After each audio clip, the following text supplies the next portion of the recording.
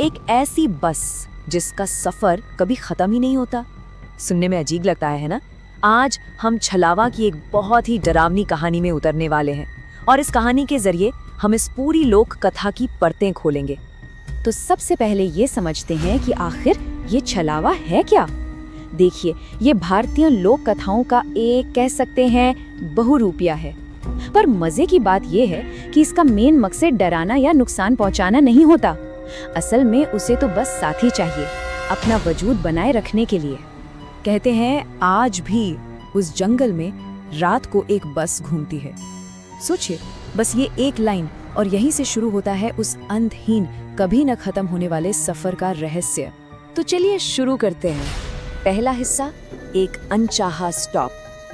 कहानी की शुरुआत होती है बहुत ही आम रोजमर्रा की घटनाओं से।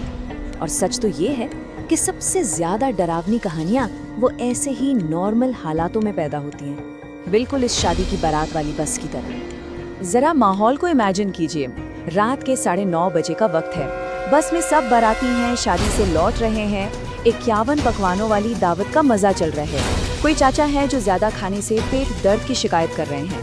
मतलब माहौल एकदम खुशनुमा है, बिल्कुल नॉर्मल। और यही नॉर्मल होना आगे आने वाले खौफ को और भी भयानक बना देता है। और फिर यहीं से सब कुछ बदल जाता है। एक बहुत ही मामूली सी बात। पासवान चाचा कहते हैं, जरा बस रोको। और बस ये छोटा सा आग्रह उन सब की तबाही की वजह बन जाता है। वो तबाही जो चुपचाप उनका इंतजार कर रही थी। अच्छा, इसी बीच कहानी का फोकस जाता है दूल्हा दुल्हन पर, राघवेंद्र और प्रिया। वो लोग ठीक बस के पीछे अपनी ही कार में हैं, अपनी नई जिंदगी के सपने देख रहे हैं। और उनकी ये खुशी, उनका ये नयापन आगे जो भयानक अंत होने वाला है उसे और भी ज्यादा दर्दनाक बना देता है। अब आता है दूसरा हिस्सा, सड़क की एक नामुमकिन पहेली। यहीं पर कहानी में पहला असली ट्विस्ट आता है। वो पल जब एहसास होता है कि कुछ तो बहुत गड़बड़ है। अब ये कोई सीधा साधा सफर नहीं रहा, ये एक उलझी हुई, दिमाग को घुमा देने वाली पहेली बनने वाली है। तो बस रुकने के बाद जब चलने का टाइम आया तो एक अजीब चीज हुई। नए जोड़े की कार स्टार्ट ही नहीं हो रही। अब कोई चारा नहीं था, उन्हें मजबूर होके बस में ही बाकी लोगों के साथ बैठना पड़ा। और बस यहीं पर वो सब एक साथ एक ही जाल में फंस गए। अब बस कुछ मील आगे ही बढ़ी थी कि अचानक ड्राइवर को कुछ ऐसा दिखा जिसे देखकर उसके हाथ पैर ठंडे पड़ गए। क्या देखा होगा उसने? और ये देखिए, बस के सारे यात्रियों के सामने एक ऐसी पहेली खड़ी हो गई जिसका कोई जवाब ही नहीं था। बाहर सड़क पर राघवेंद्र और प्रिया मदद के लिए चिल्ला रहे हैं और ठीक उसी वक्त बस के अंदर भी राघवेंद्र और प्रिया बैठे हैं जो बिल्कुल शांत हैं और कह रहे हैं कि बस आगे बढ़ाओ। अब बताइए वो किस पर यकीन करें? चाचा, बस तेज चलाओ, कुछ भी हो जाए उनकी एक मत सुनना। ये छलावा है। बस अंदर बैठे राघवेंद्र की ये एक चेतावनी उन सब की किस्मत पर मोहर लगा देती है। तो अब शुरू होता है तीसरा हिस्सा, उस अंतहीन जंगल में कैद। अब डर किसी बाहरी चीज का नहीं है, अब डर है एक ऐसे जाल का जिससे निकलना नामुमकिन है।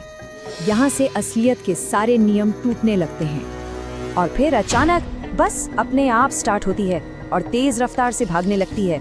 ड्राइवर का बस पर कोई कंट्रोल नहीं, जरा भी नहीं। बस यही वो पल है जब छलावा पूरी तरह से हावी हो जाता है और वो बस अब एक चलती फिरती जेल बन चुकी है। थोड़ी देर बाद उन्हें रास्ते में एक टूटा हुआ पेड़ दिखता है। कुछ लोगों को लगता है, अरे ये पेड़ तो पहले भी देखा था। ये उस कभी न खत्म होने वाले चक्कर की बस एक शुरुआत थी। फिर वो बस उसी तीखे मोड़ से गुजरती है। अब डर का एहसास थोड़ा और बढ़ जाता है, क्योंकि ये कोई इत्तेफाक तो नहीं हो सकता है ना। सबके मन में बेचैनी बढ़ने लगती है। और फिर वो लोग उसी बड़े पत्थर के पास से गुजरते हैं। अब कोई शक बाकी नहीं था। ये बिल्कुल साफ हो चुका था कि वो आगे नहीं बढ़ रहे। वो तो समय और जगह के एक ही लूप में हमेशा के लिए फंस चुके हैं। अब डर और भी अजीब और भी दिमागी तौर पर परेशान करने वाला हो जाता है। लोग अपने बीच बैठे उस जोड़े में कुछ बहुत ही अजीब बातें नोटिस करने लगते हैं। जैसे उनकी आवाजें देर से आ रही हैं। प्रिया ने तो आधे घंटे से पलक तक नहीं झपकाई है। और राघवेंद्र जब खिड़की में अपनी परछाई देखता है तो परछाई हिलती नहीं। और अब आता है चौथा हिस्सा, असली धोखेबाज कौन है। ये वो पल है जब सारी पहेलियां सुलझ जाती हैं और सामने आता है एक ऐसा सच जो शायद हर डर से कहीं ज्यादा भयानक है। अचानक उनकी बस एक बिल्कुल वैसी ही दूसरी बस के बगल में आके रुक जाती है और उस दूसरी बस की खिड़की से जो चेहरे झांक रहे हैं वो कोई और नहीं बल्कि वो खुद हैं, लेकिन बूढ़े, थके हुए और जैसे पूरी तरह से हार मान चुके हों। ये उनके अपने ही भविष्य की एक झलक थी, एक अंतहीन, कभी न खत्म होने वाली निराशा से भरी यात्रा। भाई, अगर वो हम हैं तो फिर हम कौन हैं? ये सिर्फ एक सवाल नहीं है, ये वो सवाल है जो उनके होने पर ही, उनके वजूद पर ही सवाल उठा देता है। जब किसी से उसकी पहचान ही छीन ली जाए तो पीछे बचता क्या है? जवाब उनके आंखों के ठीक सामने था।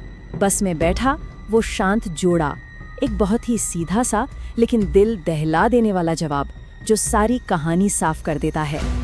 और अब आते हैं आखिरी हिस्से पर, साथ की चाहत का श्राप। अब जब कहानी का ये भयानक सच हमारे सामने है तो हम छलावा के काम करने के तरीके को, उसके पूरे मेथड को समझ सकते हैं। तो छलावा काम कैसे करता है? इसका एक पूरा तरीका, एक प्रोसेस। स्टेप 1, यात्रियों के एक ग्रुप को बाकी दुनिया से एकदम अलग थलग कर दो। स्टेप 2, एक ऐसा भ्रम पैदा करो, एक ऐसी पहेली बनाओ जिसका कोई लॉजिक न हो। स्टेप 3, उन्हीं में से एक बनकर चुपचाप उनके ग्रुप में शामिल हो जाओ ताकि किसी को शक ना हो। और आखिर में स्टेप 4, हमेशा हमेशा के लिए उनके खामोश साथी बन जाओ। छलावा आपको मारता नहीं है, वो तो बस आपके साथ बैठ जाता है, आपका दोस्त बन जाता है और फिर वो रास्ता कभी खत्म नहीं होता। और शायद यही इस श्राप की सबसे भयानक सच्चाई है, एक ऐसा अंजाम जो मौत से भी